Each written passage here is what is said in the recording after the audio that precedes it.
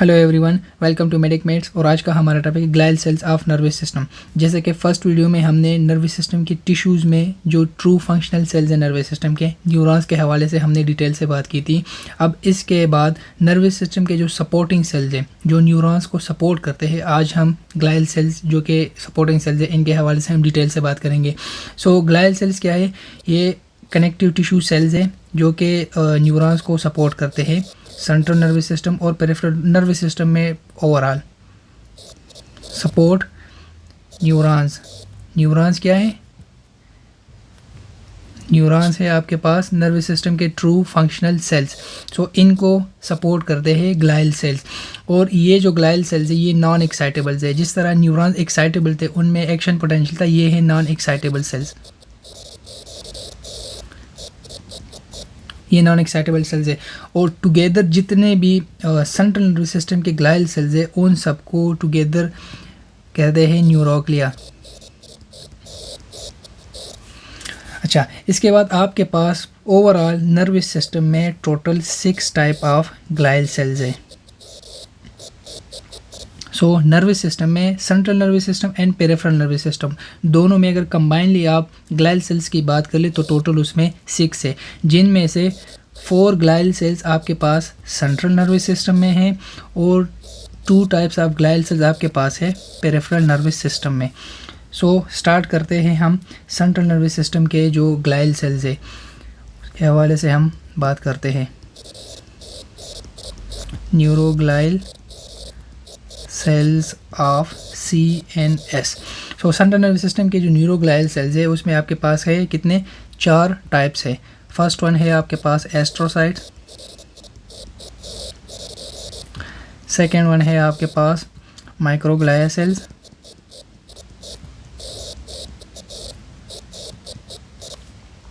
Third one है आपके पास एपेंडिमोसाइट्स, ependymal cell,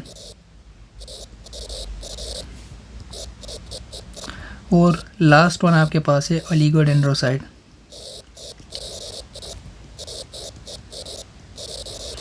so total ये आपके पास 4 टाइप्स ऑफ सेल्स है, ग्लाइल सेल्स है, जो कि सेंट्रल नर्वस सिस्टम में आपके पास प्रेजेंट होते हैं। अब एक एक के हवाले से हम डिटेल से बात करेंगे, उनके स्ट्रक्चर के हवाले से, उनकी ओरिजिनेशन के हवाले से, और फिर उसके बाद उनके जो फंक्शन है। फंक्शन इन सब के बहुत इंपॉर्टेंट है, तो हम एक एक को करते हैं। सबसे पहले हम स्टार्ट करते हैं एस्ट्रोसाइट से। जो मेन चीज़ है एस्ट्रोसाइट के हवाले से इनकी ओरिजिनेशन कहाँ से है? ये एक तो सबसे पहले है most common cells, most common glial cells of CNS में जो 4 सेल्स है उनमें सबसे जो मोस्ट कॉमन है वो आपके पास है एस्ट्रोसाइट्स। और इनकी जो ओरिजिनेशन है वो आपके पास है न्यूरोएक्टोडर्म।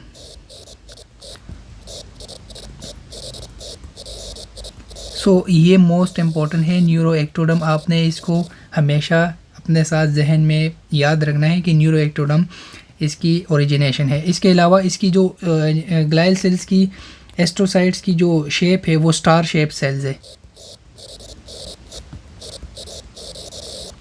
स्टार शेप सेल्स है। लेट सपोज ये आपके टिपिकल एस्ट्रोसाइट की बॉडी और उससे फिर आपके पास डिफरेंट ब्रांचेस है। सो ये आपके पास एक टिपिकल एस्ट्रोसाइट्स है जो स्टार शेप की वो इमेज दे रहा है, जिसमें सेल बॉडी है और उससे बहुत ज़्यादा ब्रांचेस निकल रहे हैं। इसके अलावा आपके पास एस्ट्रोसाइट्स के 2 टाइप्स है, 2 types of astrocytes. First one है आपके पास फाइब्रस एस्ट्रोसाइट,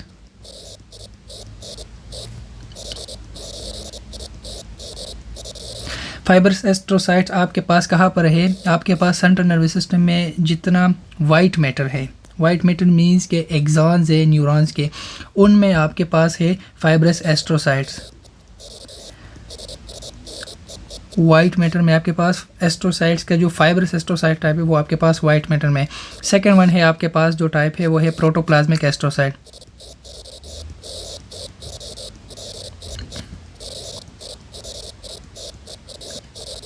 प्रोटोप्लाज्मिक एस्ट्रोसाइट्स आपके पास कहाँ पर होते हैं? प्रोटोप्लाज्मिक एस्ट्रोसाइट्स आपके पास सेंट्रल नर्वस सिस्टम में न्यूरोनल सेल बॉडीज़ में, सेल बॉडीज़ के दरमियान ये प्रेजेंट होता है। सो टोटल आपके पास एस्ट्रोसाइट्स के हवाले से क्या है, these are the most common cells of central nervous system. Origination क्या है इनका, न्यूरोएक्टोडर्म है, स्टार शेप सेल्स है, और इनके दो टाइप्स है, फाइब्रस एस्ट्रोसाइट्स है जो कि वाइट मैटर में होते हैं, और प्रोटोप्लाज्मिक एस्ट्रोसाइट्स है जो कि आपके पास सेल बॉडीज़ में होते हैं। अब इसके बाद जो मोस्ट इंपॉर्टेंट है, what are the functions of astrocytes. So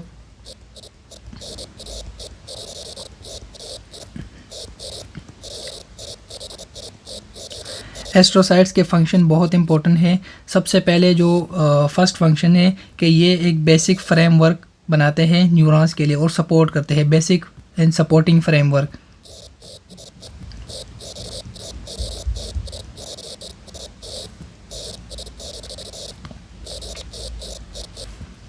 for neurons. So ये न्यूरॉन्स को सपोर्ट करते हैं, उनको एक बेसिक स्ट्रक्चर बनाते हैं। उसके अलावा सेकंड फंक्शन एस्ट्रोसाइट्स का क्या है कि it is a component of blood brain barrier. आप लोगों ने सुना होगा कि सेंट्रल नर्वस सिस्टम में जिस तरह पूरे बॉडी में आपके जितने भी कैपिलरीज वगैरह वहाँ से फ्रीली ब्लड से जो न्यूट्रिएंट्स वगैरह है, इलेक्ट्रोलाइट्स वगैरह जो फ्रीली मूव करते हैं, लेकिन सेंट्रल नर्वस सिस्टम में आपके पास ऐसा नहीं होता। सेंट्रल नर्वस सिस्टम में आपके पास एक बहुत ही हाईली परमिएबल मेम्ब्रेन होता है जिसको कहते हैं ब्लड ब्रेन बैरियर। अब एस्ट्रोसाइट इस कंपोनेंट ब्लड ब्रेन बैरियर का हिस्सा है। कैसे है, लेट्स सपोज ये आपके पास है एक टिपिकल ब्लड वेसल है। सो जिस तरह एस्ट्रोसाइट के जो फुट प्रोसेस है वो आपके इस ब्लड वेसल को सपोर्ट करते हैं। लेट्स सपोज ये आपके पास एक एस्ट्रोसाइट है जिसका एक जो फुट प्रोसेस है वो ब्लड वेसल को एक साइड से कवर कर लेते हैं, और दूसरे एस्ट्रोसाइट का फुट प्रोसेस इसको इस साइड से कवर कर लेते हैं। इस तरह ये ब्लड ब्रेन बैरियर को प्रोटेक्ट करते हैं और इसका कंपोनेंट बनते हैं। सो इस तरह ये कंपोनेंट है ब्लड ब्रेन बैरियर का। इसके अलावा आपके पास एस्ट्रोसाइट का थर्ड फंक्शन क्या है कि ये आपके जो एक्सेस न्यूरोट्रांसमीटर्स हैं,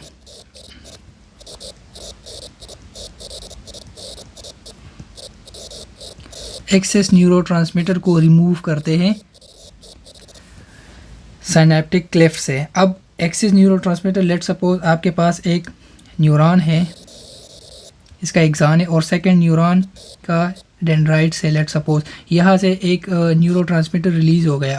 अब इसने जब एक्शन कर लिया उसके बाद यहाँ पर रीअपटेक न्यूरोट्रांसमीटर का रीअपटेक होता है जो यहाँ से वो न्यूरोट्रांसमीटर को वापस एक्सान में लेके, क्योंकि आपको एक्शन जो है स्पेसिफिक कुछ टाइम के लिए चाहिए। लेट सपोज आपको यहाँ पर 1 सेकंड के लिए एक्शन चाहिए, तो यहाँ पर फॉर एग्जांपल 50 न्यूरोट्रांसमीटर आपके पास रिलीज़ हो गए सिनेप्टिक क्लेफ्ट में और उन्होंने अपना एक्शन कर दिया, और उसके बाद जो रीअपटेक है, जो प्रोटीन है ट्रांसपोर्टर है, वो आपके पास उसकी जो कैपेसिटी फॉर एग्जांपल वो आपके पास है 30, तो 30 न्यूरोट्रांसमीटर तो वो ले लेगा, लेकिन उसके बाद रिमेनिंग जो 20 है अगर वो यहाँ पर रहे तो उसने जो टारगेट न्यूरॉन है उसको स्टिमुलेट या इनहिबिट करना है। सो ये जो एक्सेस 20 न्यूरोट्रांसमीटर है, फिर यहाँ पर एस्ट्रोसाइट आ जाता है और वो इन 20 न्यूरोट्रांसमीटर को ले लेता है और उनको सेकेंड फॉर्म में कन्वर्ट करते हैं, इनएक्टिव फॉर्म में कन्वर्ट कर लेते हैं, फिर उसके बाद वो एक्सान टर्मिनल को दे देते हैं और दोबारा वो रीयूज़ होते हैं।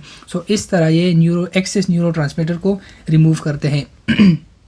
फिर उसके बाद है फोर्थ फंक्शन आपका क्या है कि जो एस्ट्रोसाइट्स है वो आपके पास जब सेंट्रल नर्वस सिस्टम में कोई इंजरी हो जाती है तो ये हेल्प करता है इन रिपेयर। रिपेयर किस तरह करता है? Repairing of astrocyte is done through a process known as gliosis. Gliosis भी कहते हैं या रिप्लेसमेंट ग्लायोसिस।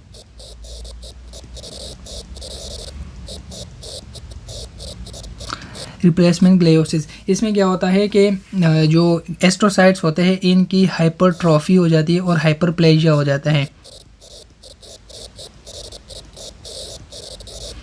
एंड हाइपरप्लेजिया, और जो इंजरी होगी, जो सेल बॉडीज़ जहाँ पर डैमेज होंगे वहाँ पर ये स्कार बना देंगे, और इसी तरह ये आपके सेंट्रल नर्वस सिस्टम में जब कोई इंजरी हो जाती है उनको सपोर्ट करते हैं और वहाँ पर आपका स्कार बना देता है ताकि वहाँ पर और कुछ ज़्यादा ना हो। इसके अलावा आपके पास सेकंड जो फिफ्थ फंक्शन है वो ये है कि it acts as a potassium buffer. ये आपके पास अगर लेट सपोज रीपोलराइजेशन के बाद पोटाशियम सेल से बाहर आ जाता है, फिर उसके बाद सोडियम पोटाशियम एटीपेजेस और पोटाशियम चैनल्स के थ्रू वो सेल के अंदर चला जाता है। बाज़ औक़ात अगर आपके पास बहुत ज़्यादा पोटाशियम चैनल बाहर पोटाशियम आपके पास न्यूरॉन से बाहर एक्सिस में हो गया तो फिर आपके पास वो डैमेज कर सकता है या वहाँ पर आपका ये अच्छी बात नहीं है। तो इसके लिए पे क्या करते हैं कि एस्ट्रोसाइट्स आके इनको भी अपने साथ ले लेता है। तो एस्ट्रोसाइट्स के बहुत सारे फंक्शन हैं, इसलिए ये बहुत इम्पोर्टेंट हैं। इसके अलावा एस्ट्रोसाइट्स के और फंक्शंस में अगर हम देखें सो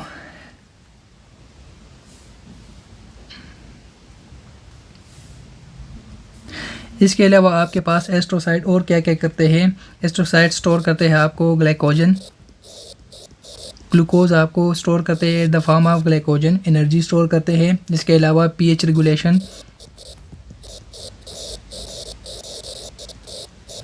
और इसके अलावा आपके पास आयन बैलेंस कंसंट्रेशन।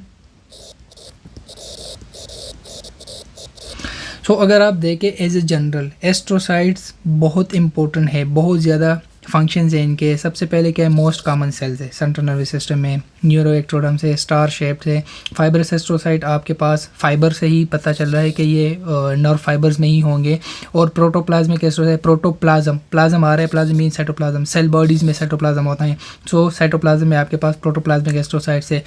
इनके फंक्शन बहुत इंपॉर्टेंट है, बेसिक न्यूरॉन को सपोर्ट करते हैं फ्रेमवर्क के थ्रू। उसके बाद component of blood brain barrier है। इसके अलावा एक्सिस न्यूरोट्रांसमीटर को रिमूव करते हैं। किस तरह रिमूव करते हैं वो मैंने आपको बता दिया, इस तरह यहाँ से इस मैकेनिज्म के थ्रू। इसके अलावा हेल्प्स एंड रिपेयर किस तरह करते हैं, रिपेयरमेंट ग्लायोसिस के थ्रू, जिसमें एस्ट्रोसाइट की हाइपरट्रॉफी और हाइपरप्लेजिया हो जाती है और जो डैमेज होगा वहाँ पर स्कार बना देता है। इसके अलावा पोटाशियम बफर के तौर पे काम करते हैं। और लास्ट वन ग्लाइकोजन, ग्लूकोज को in the form of glycogen store करते हैं। PH regulation, ion balance. So these were all about astrocytes. So astrocytes के हवाले से आपको ये सारे पॉइंट्स आपको हमेशा आने चाहिए क्योंकि ये मोस्ट इंपॉर्टेंट फंक्शंस है एस्ट्रोसाइट के हवाले से। अब सेकेंड सेल आपके पास क्या है, माइक्रोग्लायल सेल्स है, glial cells. Microglial cells of CNS, हम CNS की बात करें, ग्लायल सेल्स ऑफ CNS, जिसमें सेकेंड वन है माइक्रोग्लायल सेल्स। सो माइक्रोग्लायल सेल्स के हवाले से आपके पास कौन कौन से स्ट्रक्चर्स इंपॉर्टेंट है। Microglial cells also known as gitter cells, इनका दूसरा नाम क्या है, गिटर सेल्स है। इसके अलावा माइक्रोग्लायल सेल्स आपके पास जिस तरह बॉडी में मैक्रोफेजेस हैं, इनकी तरह मैक्रोफेजेस के साथ सिमिलर होते हैं। जिस तरह आपके बॉडी में मैक्रोफेज उनकी तरह माइक्रोग्लायल सेल्स आपके पास सेम उनका फंक्शन है मैक्रोफेजेस वाला, लेकिन ये जो फंक्शन है ये आपके पास होता है सेंट्रल नर्वस सिस्टम में। सो सेंट्रल नर्वस सिस्टम में आपका जो मैक्रोफेजेस वाला काम करते हैं वो आपके पास है माइक्रोग्लायल सेल। और इनकी जो ओरिजिनेशन है ये आपके पास मोस्ट इंपॉर्टेंट है क्योंकि ये आपके पास ओरिजिनेट हो रहे हैं मीजोडर्म से, मीजोडर्म से ओरिजिनेट हो रहे हैं और उसके बाद फिर ये through blood vessel central nervous system में जाके वहाँ पर माइक्रोग्लायल सेल्स में कन्वर्ट हो जाते हैं CNS में माइग्रेट करके।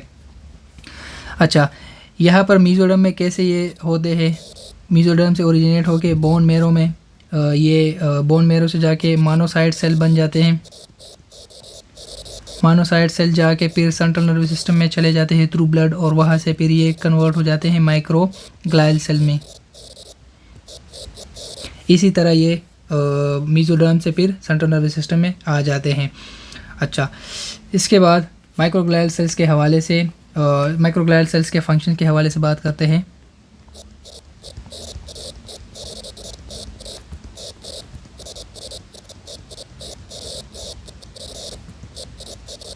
अब जैसा कि मैंने आपको बताया कि माइक्रोग्लायल सेल्स क्या है, सेंट्रल नर्वस सिस्टम के मैक्रोफेजेस है। यूजुअली क्या होता है, माइक्रोग्लायल सेल सेंट्रल नर्वस सिस्टम में नॉर्मली अगर कोई इन्फेक्शन, कोई इन्फ्लेमेशन, कोई इंजरी ना हुई तो ये normally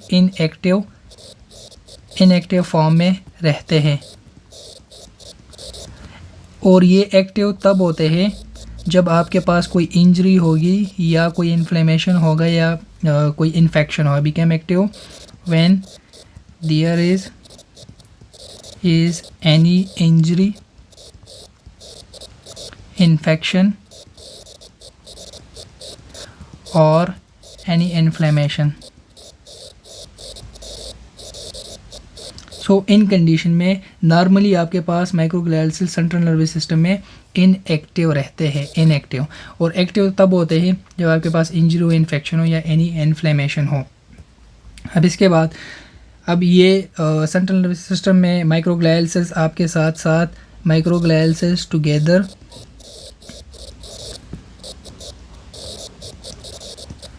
with T lymphocytes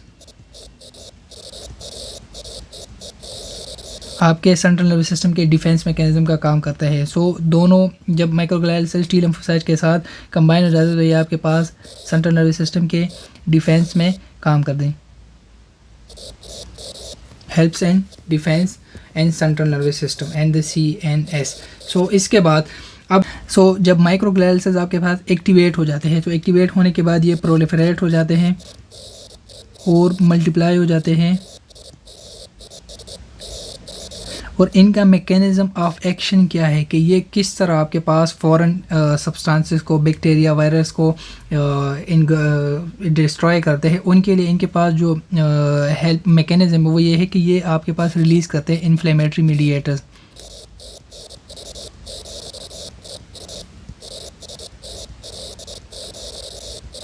inflammatory mediators में आपके पास कौन कौन से स्ट्रक्चर्स है इन जो ये रिलीज़ करते हैं वो है नाइट्रिक ऑक्साइड, उसके अलावा आपके पास फ्री रेडिकल ये रिलीज़ करते हैं जिससे वो बैक्टीरिया या वायरसेस को डिस्ट्रॉय करते हैं, और उसके अलावा सर्टन साइटोकाइंस। और इन 3 स्ट्रक्चर्स के थ्रू फिर ये फॉरेन बॉडीज़ को डिस्ट्रॉय करते हैं और हमारे सेंट्रल नर्वस सिस्टम को प्रोटेक्ट करते हैं फॉरेन बॉडीज से, बैक्टीरिया से, वायरसेस से। So this was all about microglial cells. Microglial cells आपके पास क्या है, सेंट्रल नर्वस सिस्टम है, सेकंड सेल्स है, और ये सेल्स आपके पास सेंट्रल नर्वस सिस्टम के मैक्रोफेजेस का काम करते हैं। सेकंड नाम इनका है गिटर सेल, और सिमिलर टू माइक्रोफेजेस है, पर ये इनका एक्शन जो है वो सेंट्रल नर्वस सिस्टम में है। ओरिजिनेशन इनकी मोस्ट इंपॉर्टेंट है। ओरिजिनेशन जिस तरह एस्ट्रोसाइट का ओरिजिनेशन न्यूरोएक्टोडर्म से था, इनका जो ओरिजिनेशन है वो मीजोडर्म से है। बोन मेरो से जाके फिर मोनोसाइट्स में मोनोसाइट बन जाते हैं, मोनोसाइट से फिर ये सेंट्रल नर्वस सिस्टम में जब ब्लड वेसल के थ्रू आ जाए फिर वहाँ पर ये माइक्रोग्लियल सेल में एक्टिवेट हो जाते, कन्वर्ट हो जाते हैं। फंक्शंस ऑफ माइक्रोग्लियल सेल्स में क्या है, सबसे पहले तो ये है कि ये इनएक्टिव सेल्स है। इनएक्टिव सेल्स होंगे और जब आपके पास इंजरी होगी या कोई इन्फेक्शन, इन्फ्लेमेशन होगा तो तब ये एक्टिव हो जाते हैं। एक्टिव होने के बाद ये आपके टी लिम्फोसाइट्स के साथ मिल के सेंट्रल नर्वस सिस्टम के डिफेंस मैकेनिज्म में काम करते हैं। जब एक्टिव होंगे तो प्रोलिफरेट होंगे, मल्टीप्लाई होंगे, और मैकेनिज्म ऑफ एक्शन इनका क्या है, मैकेनिज्म ऑफ एक्शन ये है कि ये इन्फ्लेमेटरी मीडिएटर रिलीज़ करते हैं जिससे वो फिर वायरसेस, बैक्टीरिया वगैरह को डिस्ट्रॉय करते हैं, जिनमें नाइट्रिक ऑक्साइड है, फ्री रेडिकल है और साइटोकाइंस है। So this was all about astrocytes and microglial cells. If you have any question, you can ask me. Thank you so much.